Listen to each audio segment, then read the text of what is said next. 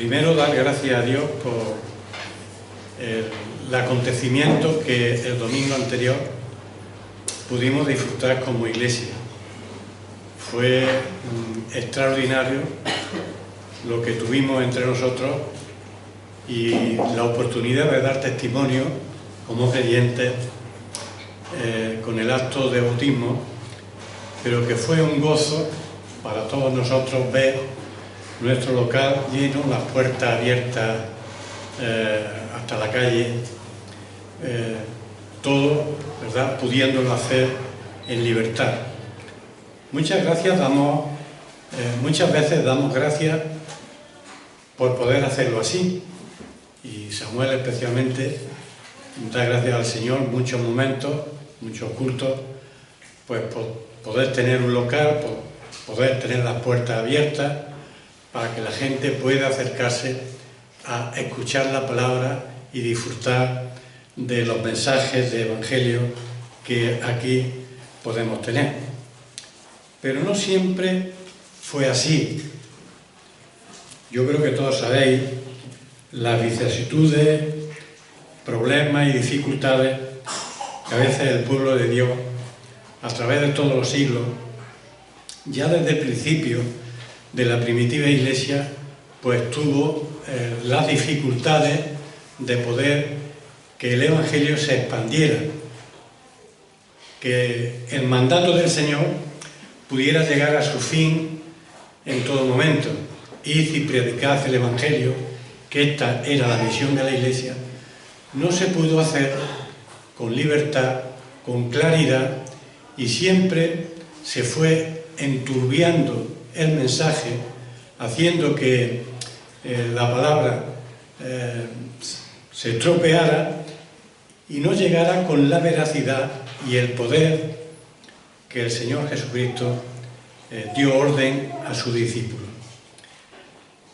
Creo que todos sabéis, o casi todos, que el próximo jueves, día 31 de octubre, pues se va a celebrar, ya de hecho se está celebrando en estos días, en algunos países y en algunas iglesias, el 507 aniversario de la Reforma Protestante.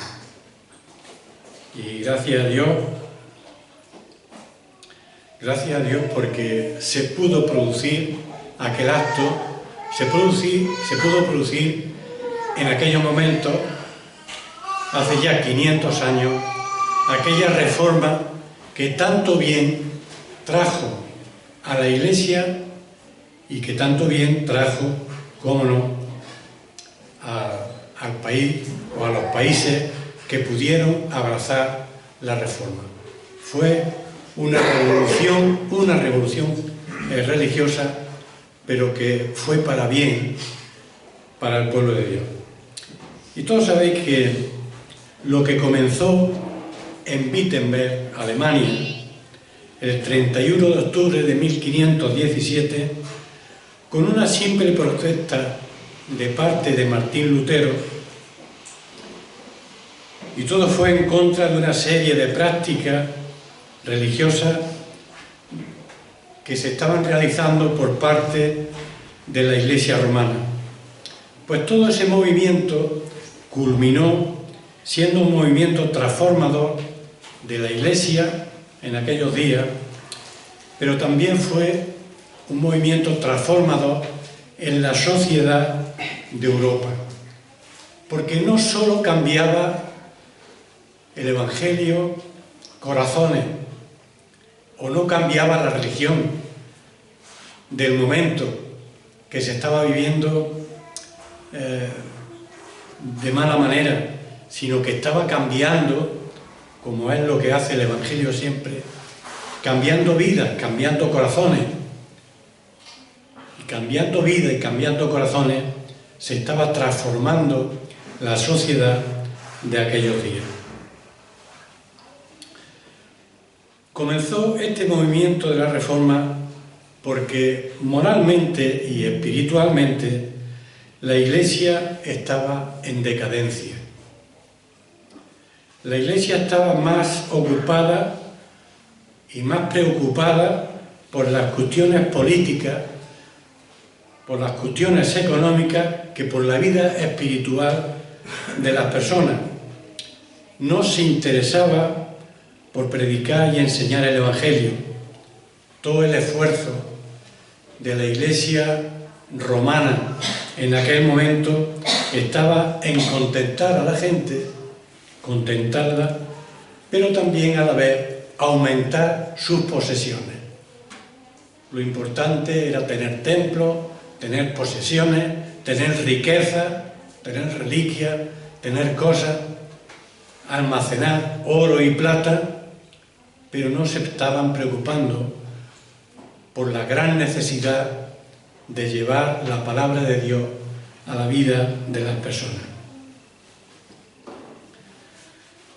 La Iglesia de Roma, con su Papa León X al frente, pues recurrió a cualquier artilugio, por ejemplo, la venta de cargos eclesiásticos. Sí, se vendían los cargos eclesiásticos, la venta de reliquias y especialmente la famosa venta de indulgencia de los pecados,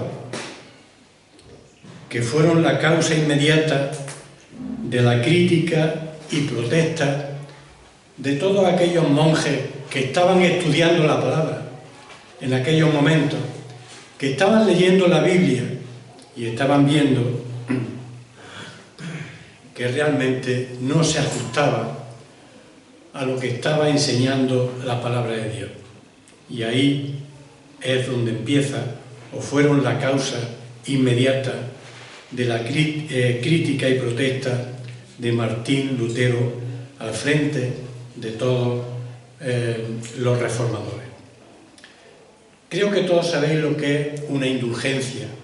Ser indulgente viene, o una indulgencia viene de ser indulgente. Una indulgencia es la remisión parcial o total del castigo de los pecados. Y cualquier persona en aquellos momentos, en el siglo XVI, en el 1517, la Iglesia era lo que estaba haciendo. Cualquier persona podía comprar una indulgencia, ya fuera para sí mismo o para cualquier pariente que ellos entendían que pudiera estar en el purgatorio o estuviera en condiciones de enfermedad, y entonces podían comprar una indulgencia y así la Iglesia, de forma pagada, podía perdonar los pecados de aquellas personas. La Iglesia, en su esfuerzo por enriquecerse, pues reclutaba incluso gente, podríamos decir, lo que hoy llamaríamos, reclutaba agentes comerciales para ir por países, por pueblos, por ciudades, vendiendo o viajar por distintos territorios vendiendo estas indulgencias.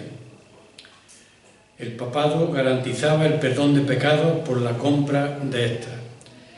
Y con el dinero obtenido por dicho medio se financiaba la edificación. Primero era la edificación de la Basílica de San Pedro en Roma, pero también la edificación de tantas y tantas catedrales romanas que se fueron edificando por toda Europa. En primavera estuvimos Antoñita y un servidor en unos pueblos de Castilla, y en uno de ellos, bueno, estuvimos en Sigüenza y Atienza, pero en uno de ellos, en Atienza, nos llamaba la atención de que no había una población, no ahora, sino entonces, en el siglo XVI. Había una población que podía tener 800 habitantes, pero había como 8 catedrales. Eran iglesias, pero una iglesia que eso eran enormes, como 8 catedrales, y todo el dinero pues se gastaba en oro, en la edificación de estos templos y en todas estas cosas que solamente manifestaban lo que era la posesión y la riqueza de la Iglesia romana en aquel tiempo. Pero a la vez también se vendían los cargos, y una persona dentro del mismo ambiente religioso podía comprar un obispado o podía hacerse un arzobispo porque compraba el título, podía hacerse un obispo, un cardenal, se compraban los cargos. Todo era dinero, riqueza, posesiones, ostentación por la que se manejaba la Iglesia romana en aquel instante. Lutero primero vio, estudiando la palabra de Dios, junto con el resto, como estamos diciendo, de los reformadores, vio que la venta de indulgencias como una mentira, que esto no lo enseñaba la palabra de Dios, que esto no era lo que Dios quería para su pueblo, que esto no era lo que había que enseñar a los feligreses, lo que había que enseñar dentro de las iglesias. Vio que todo aquello era una mentira, que todo aquello no tenía base en la Escritura. Vio que estaban confundiendo a la gente y las estaban llevando a confiar en que se podía comprar la salvación a través de este medio, que se podía comprar cualquier cosa, que cualquier rico podía llevar su posesión a la Iglesia y esto es lo que la Iglesia quería para su salvación, ¿verdad? Para pensar que con aquello esa persona se salvaba. Y en segundo lugar, veía que estas prácticas mentirosas alejaban a la persona de la enseñanza de la Escritura, alejaba a la gente realmente de Dios y de su enseñanza, alejaba de lo que era realmente lo que el Señor había venido enseñando, el arrepentimiento, arrepentíos y convertíos, que es lo que nos enseña el Evangelio de Marcos en su primer capítulo, al arrepentimiento sincero de las personas. Alejaba a la gente de la obra de Cristo, de la obra realmente del sacrificio expiatorio que el Señor Jesucristo había hecho, de la gracia de Dios manifestada, que gratuitamente Él estaba ofreciendo al pueblo. Estaba alejando de la fe sincera a las personas.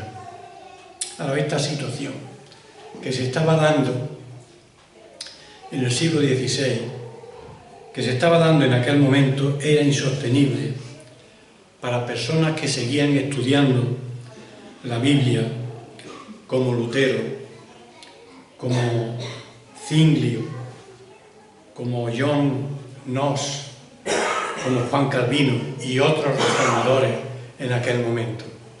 Esto era imposible que se pudiera dar. Había que rebelarse, había que levantarse, había que realmente estar al día de aquella situación y hacer frente a lo que estaba sucediendo. Y Lutero, después de escribir 95 tesis como una queja principal sobre la venta de indulgencias, la condena de la avaricia y el abuso también de poder del clero y el papado, después de escribir esas tesis y clavarlas en la puerta de la catedral de Wittenberg, creyó necesario resumir la teología de la Reforma con tal de que todo el mundo pudiera visualizar aquello que se escribía, pudiera visualizar y leer la palabra de Dios en su idioma poder leer el Evangelio en las propias palabras que el Señor Jesucristo pronunció en su momento. Y aquellos reformadores, y especialmente Lutero, escribió aquellas 5 solas de la Reforma, aquellas 5 palabras que han quedado para nosotros y que creo que todos las firmamos aquí en esta mañana. Solo Escritura, solo Cristo, solo gracia, solo fe y solo a Dios la gloria. Ahora, no fue siempre así, y nosotros sabemos que hemos vivido tiempos de convulsión, hemos vivido tiempos de dificultad. No solamente la primitiva iglesia fueron perseguidos, no fueron apedreados los primeros cristianos, sino que siglos después fueron padeciendo en el 16, en el 18, en el 19, en el 20, unas veces por guerra, otras por asuntos religiosos. Hoy están sufriendo hombres y mujeres por causa del Evangelio. Hoy hay víctimas por creer en el Señor Jesucristo. Y lamentablemente, la reforma a la que hoy se está recordando en muchos países, incluso en nuestro país, y ha querido también recordar el programa de televisión en esta mañana, Tiempo de Creer, la reforma no siempre, ¿verdad?, ha venido bien a nuestra patria, que también llegó, que también se levantaron monjes que estudiaban la Biblia, personas nobles que llegaron a creer en el Evangelio, pero no siempre, como digo, fue así. Y aunque sea brevemente, me gustaría mencionar algunas palabras sobre la Reforma en España. La Reforma se extendió principalmente entre la clase noble y la clase culta, debido a su relación con el humanismo y la lectura de la Biblia. No todo el mundo tenía acceso a los libros, no todo el mundo tenía acceso a leer la palabra de Dios. Entonces la gente compudiente, la gente noble, fueron los que pudieron ir leyendo y les pudo ir llegando libros de estos que nuestros reformadores escribieron y pudieron ir haciendo mella en sus corazones. El Evangelio tuvo gran impacto en muchas regiones de nuestro país, especialmente en Castilla, en Madrid, en Andalucía, y en nuestra Andalucía, especialmente en la ciudad o en la sociedad sevillana y la élite social de esta ciudad y también del resto de la provincia. Ahora, entre los seguidores de la Reforma protestante se contaron nobles como don Juan Ponce de León, hijo de la condesa de Marchena y la condesa de Bailén, altos funcionarios como Juan Pérez de Pineda. Muchos de estos nombres os sonarán a quien habéis leído libros como Recuerdos de Antaño, como Julianillo y la Biblia. Mujeres como Isabel de Baena, como María de Borges,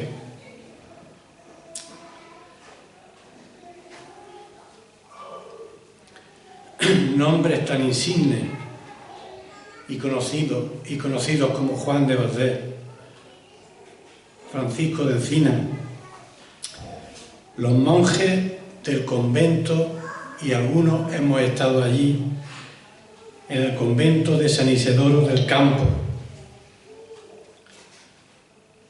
los conocidos y traductores al castellano de la Biblia del Oso, Casiodoro de Reina y Cipriano de Valera, Antonio del Corro y gran parte de la nobleza andaluza. Sin embargo, la reforma en nuestro país no llegó a arraigar, no llegó a profundizar, debido a la implacable persecución a la que fueron sometidos los creyentes por la Santa Inquisición, llamada Contrarreforma. Santa Inquisición o Inquisición, pero llamada Santa. En el nombre de Dios se perseguían a hombres y mujeres por creer en el Evangelio.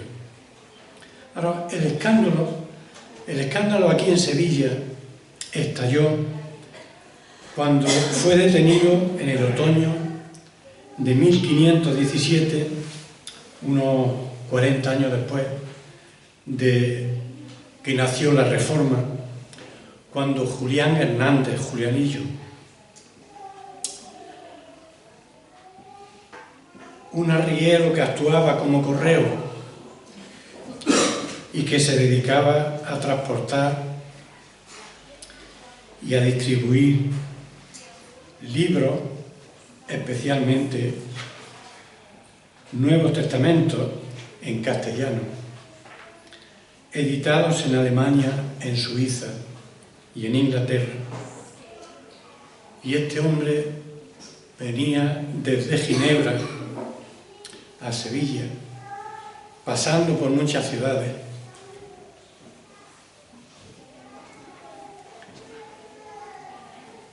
y sembrando y dejando la palabra de Dios.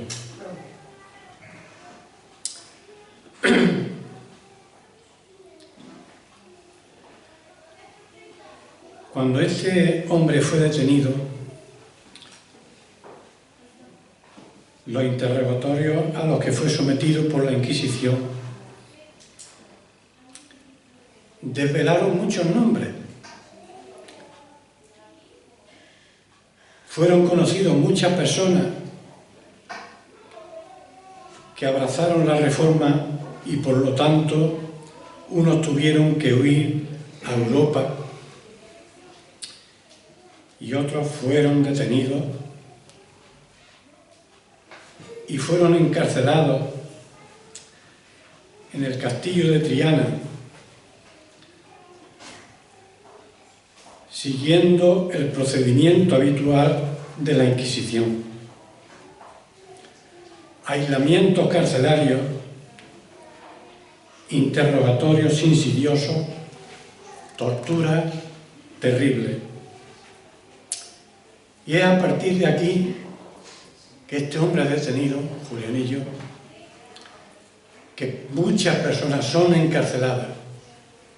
A partir de aquí se empiezan a producir unos llamados autos de fe, donde estos detenidos y estas personas que abrazaron el Evangelio eran juzgadas públicamente en la plaza o en las plazas de los pueblos.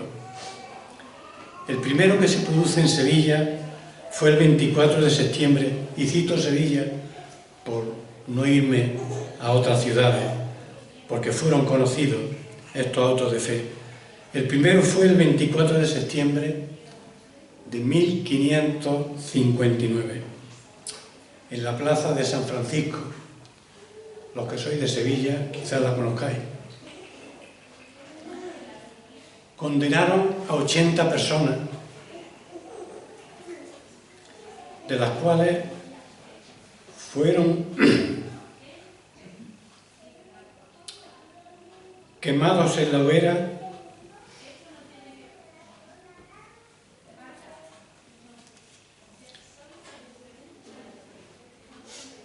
Perdonad, pero siempre que lo leo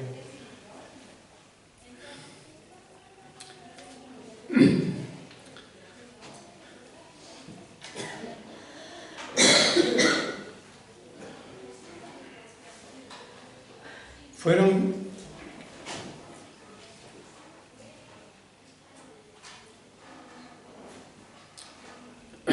quemados en la hoguera 19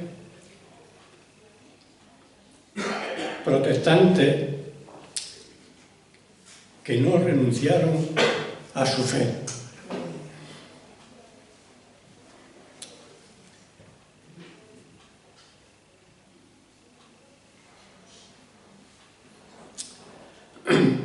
En ese mismo acto de fe, en el cadalso,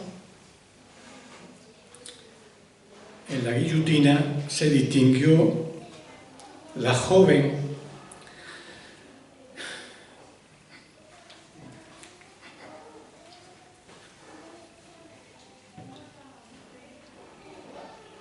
de la nobleza sevillana María de Borque,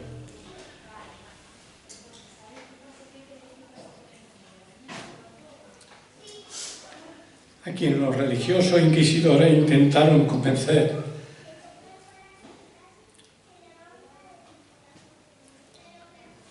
de que volviera a la fe católica.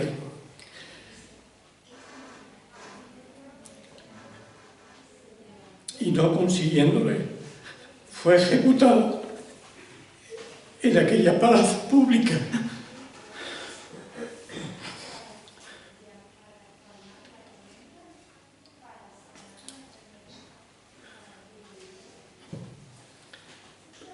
El segundo acto de fe se produjo al año siguiente, del 1560.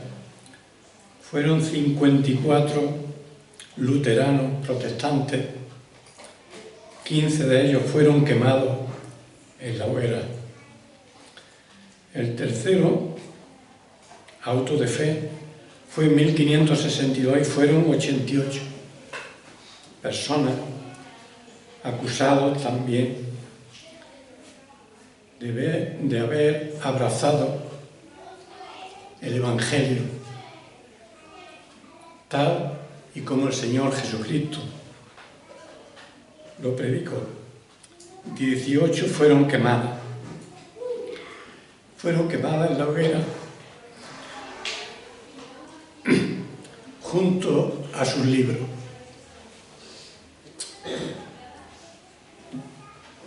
Y esta fue la barbaridad que hoy podemos recordar, no celebrar el acto, pero sí recordar que otros dieron su fe, dieron su vida por su fe, y que hoy nosotros podamos tener una puerta abierta para predicar el Evangelio. Esta mañana leía el Salmo 126 y leía estas palabras: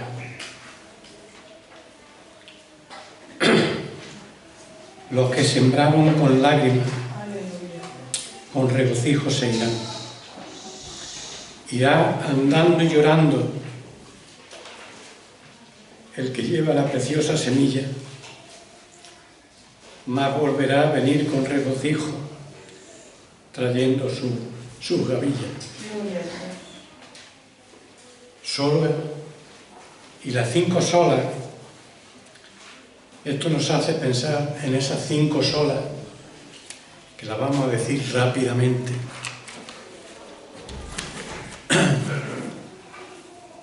Que los reformadores escribieron: solo escritura. Y lamento que tengamos que ir de forma rápida, porque la palabra de Dios merece también su tiempo. Requiere que la meditemos con sosiego. Segunda de Timoteo, capítulo 3, versículos 16 y 17, dice esas palabras que nosotros tenemos escritas ahí.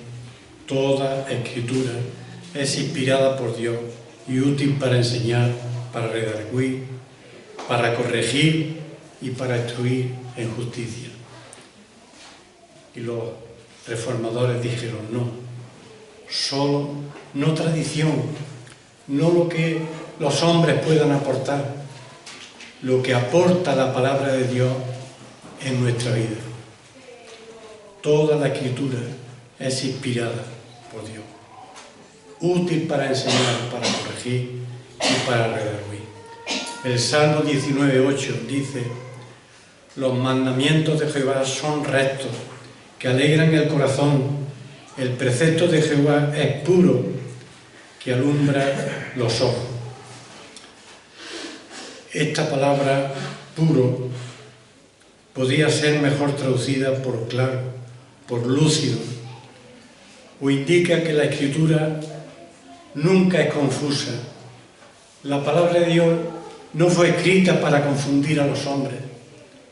La palabra de Dios fue escrita para enseñarnos el camino, para conducirnos al verdadero Salvador, para conducirnos al Señor Jesucristo. La Biblia no es un libro que nos confunde. La Biblia es un libro claro y lúcido.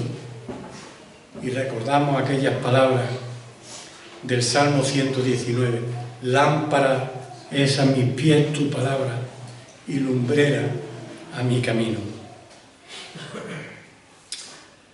Qué hermosas palabras, ¿verdad? Y es que, queridos hermanos, queridos amigos, la palabra de Dios, la Escritura, es lo que nos mantiene en equilibrio, nos mantiene con cordura a los hombres, y siempre que nos acercamos a ella puede abrir nuestros ojos y nos puede mantener en equilibrio y con cordura. Y es la palabra de Dios la que nos libra de toda locura, de toda excentricidad. Solo Escritura, dijeron los reformadores. Pero en su enseñanza había algo más, 4 cosas más. Solo Escritura, pero solo Cristo, solo Cristo.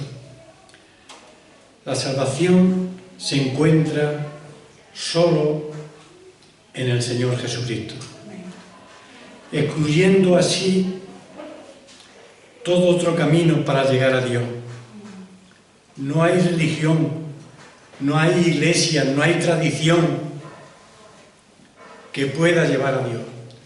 Solo Cristo nos produce, nos lleva a la salvación, y solo Cristo nos lleva a nuestro Dios. Hay un pasaje, de hecho, que tenemos que leerlo, queridos hermanos, en esta mañana, porque es un pasaje que nos dice claramente, porque es la Escritura, es la palabra de Dios, la que nos lleva también a Cristo. Y Hechos capítulo 4, versículos 8 al 12, nos dice: entonces Pedro, lleno del Espíritu Santo, les dijo: gobernantes del pueblo y ancianos de Israel, puesto que hoy se nos interroga acerca del beneficio hecho a un hombre enfermo, de qué manera éste haya sido sanado, sea notorio a todos vosotros y a todo el pueblo de Israel que en el nombre de Jesucristo de Nazaret, a quien vosotros crucificasteis y a quien Dios resucitó de los muertos, por Él, por Cristo, este hombre está en vuestra presencia sano. Por Cristo, solo Cristo, solo su persona, solo su obra. Fue el mismo Señor Jesucristo el que dijo: yo soy la puerta, y el que por mí entrare será salvo. Fue el mismo Señor que dijo: yo soy el camino, yo soy la verdad, yo soy la vida. Nadie viene al Padre sino por mí. Y fue el apóstol Pablo quien afirmó con sus palabras en 1 de Timoteo capítulo 2, versículo 5: porque hay un solo Dios. Pero ¿qué más sigue? Y un solo mediador. ¿Y quién es ese solo mediador? entre Dios y los hombres. Jesucristo, hombre. Un solo Dios y un solo mediador. Solo Cristo. Y esto es lo que decían los reformadores. Solo la palabra, solo Escritura, pero también solo Cristo. Desde niño yo no me había identificado todavía con el Evangelio, ni conocía a los evangélicos, ni conocía la Escritura, ni conocía la palabra, pero escuché una vez unas palabras que no se borraron ni en mi niñez ni en mi juventud.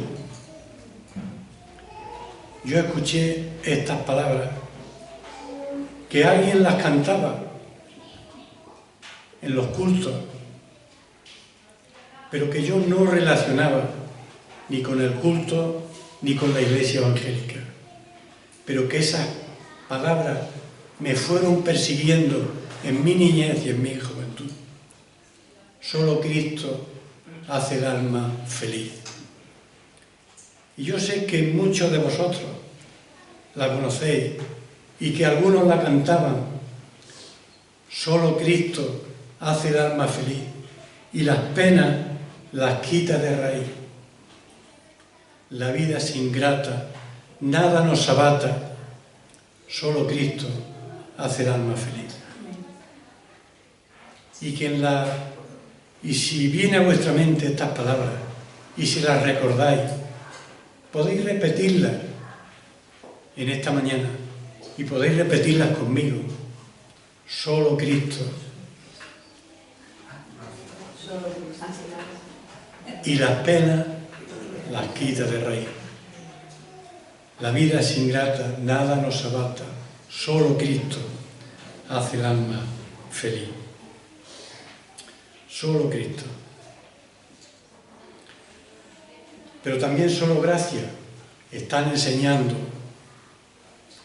los reformadores. La salvación, la palabra nos enseña que es por gracia, que es un don, que es un regalo de nuestro Dios. Por tanto, es algo que el hombre o mujer en su pecado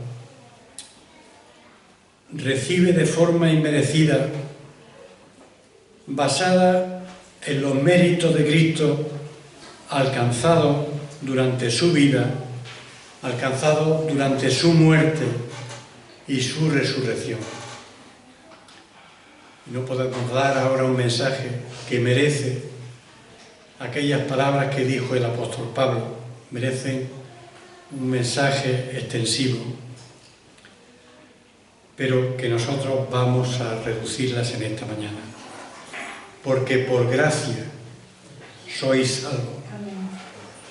Por gracia sois salvos por medio de la fe. Y esto no es algo que podéis vosotros hacer. Y esto es un don de Dios. Es algo que Dios nos está regalando, que Dios nos está dando a través de la persona del Señor Jesucristo. El apóstol Juan, al principio de su evangelio, lo expresó así: pero la gracia y la verdad vinieron por Jesucristo. La salvación es un regalo de Dios y no hay indulgencia. No hay algo que la Iglesia, ninguna Iglesia, ni ninguna otra persona pueda hacer.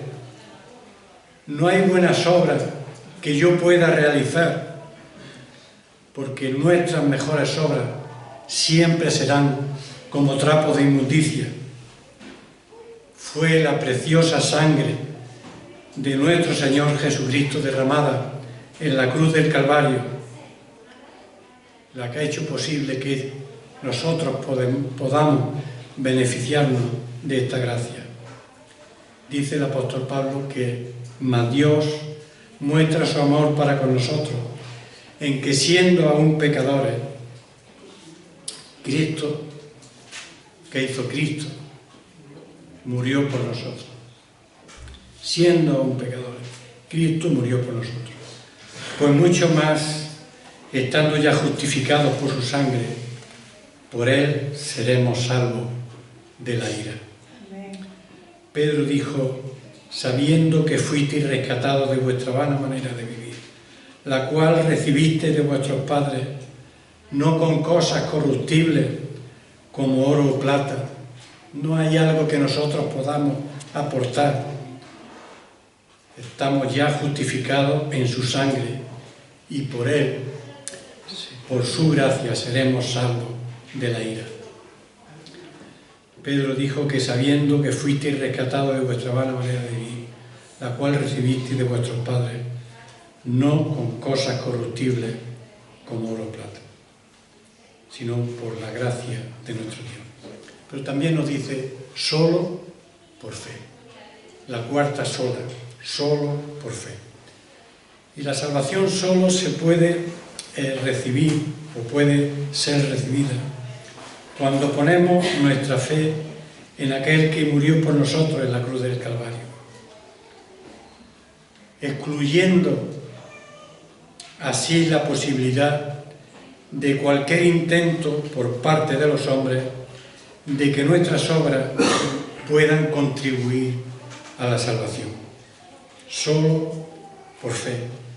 Y se excluyen todas las posibilidades de lo que pueda hacer el hombre.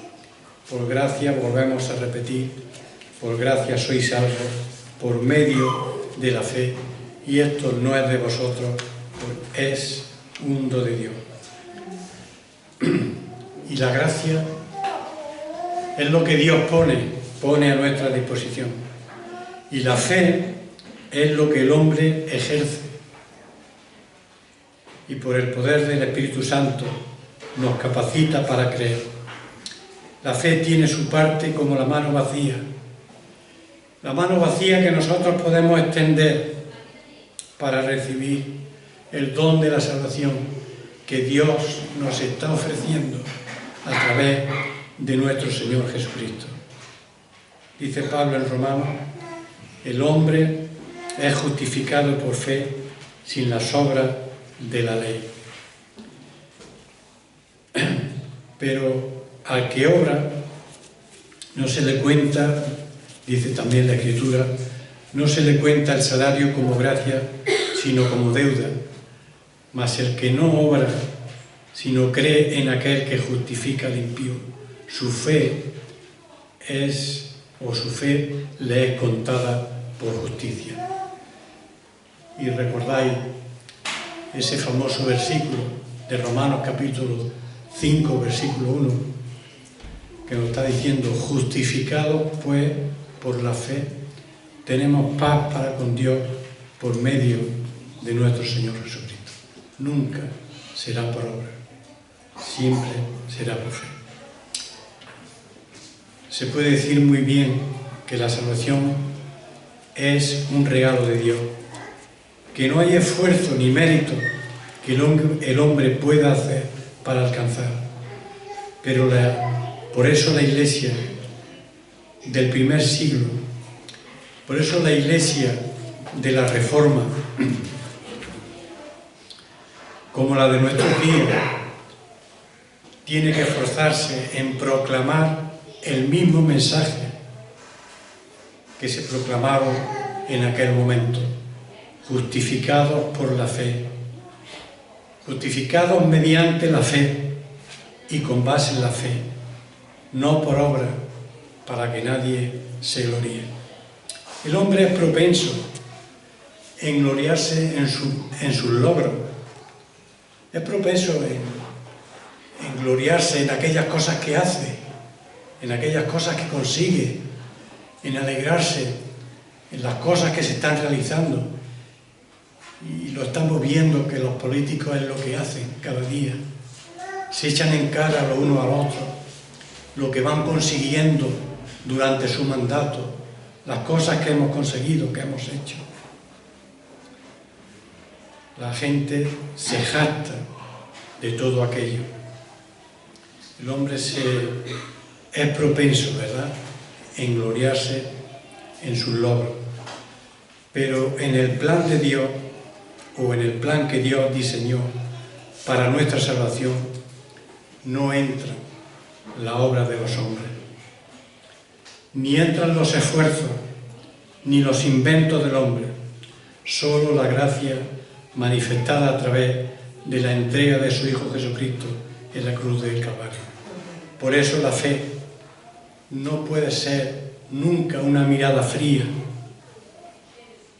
no puede ser una mirada intelectual o sentimental a la cruz del Calvario, sino una mirada angustiosa como la del que sabe que en ese mirar le va a la vida eterna.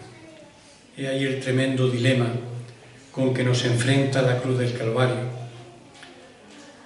que nos enfrenta a la cruz de Cristo y ante la cual nadie puede pasar indiferente, como si no tuviera que ver con todo y cada uno de nosotros.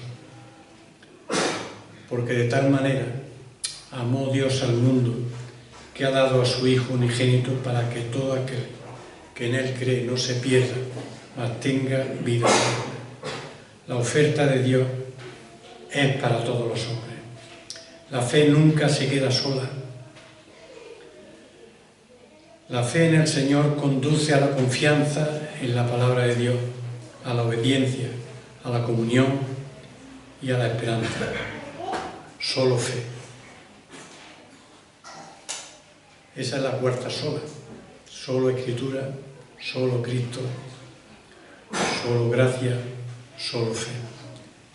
Pero solo a Dios la gloria, y en esto insistían también los reformadores. ¿Por qué insistían los reformadores? El propósito de la salvación que nosotros recibimos es glorificar a Dios, es poner de manifiesto las excelencias y las virtudes de su carácter.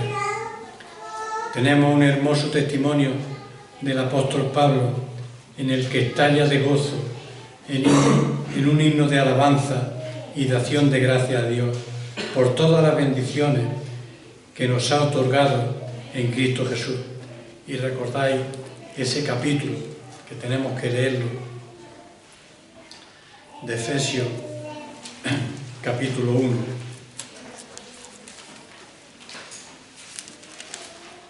Que con eso vamos a terminar.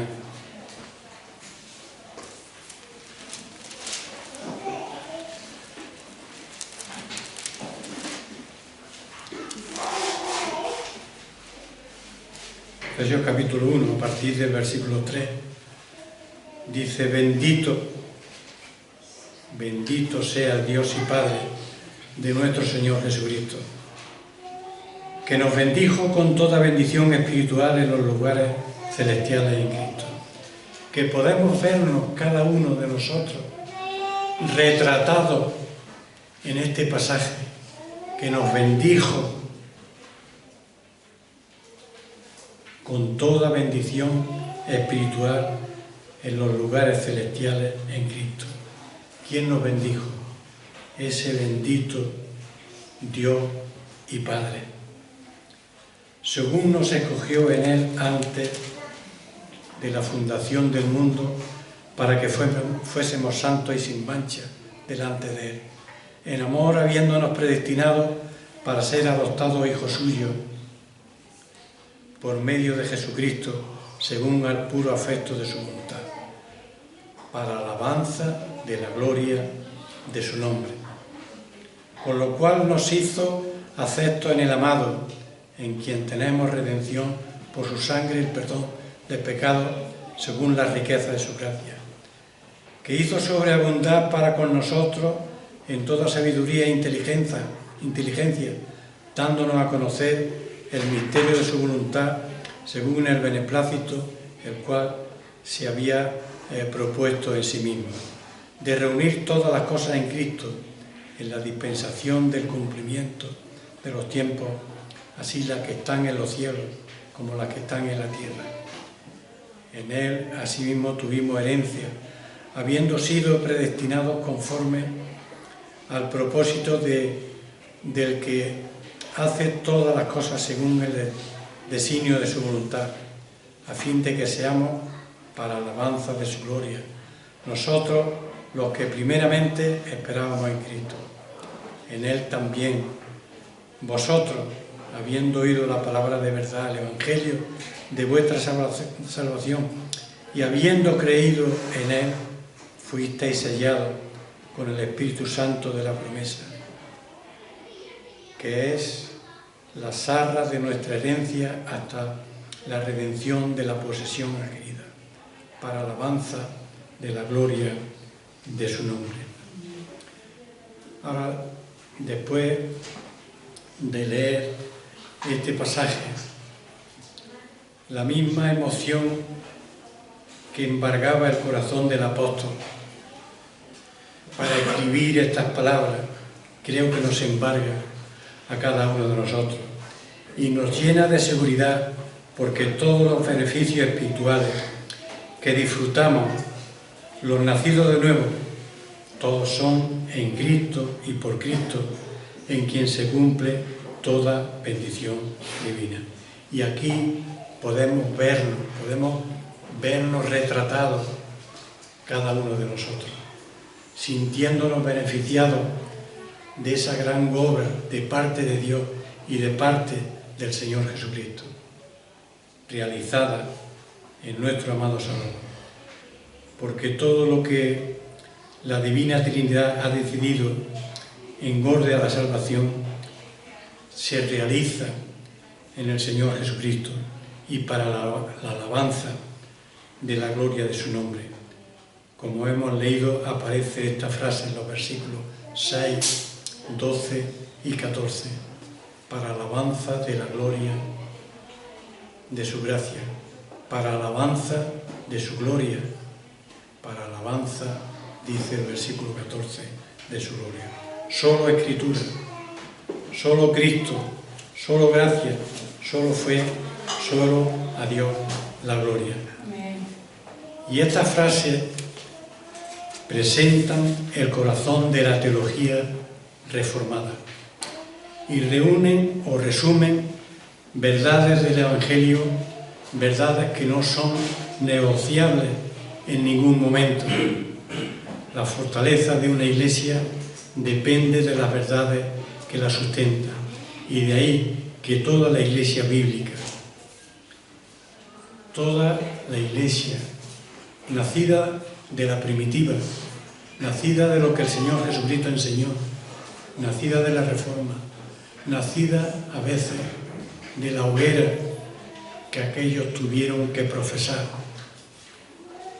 necesite no solo abrazar estos principios, sino vivirlos, también proclamarlos, de una manera que garantice que estos sean pasados a las próximas generaciones.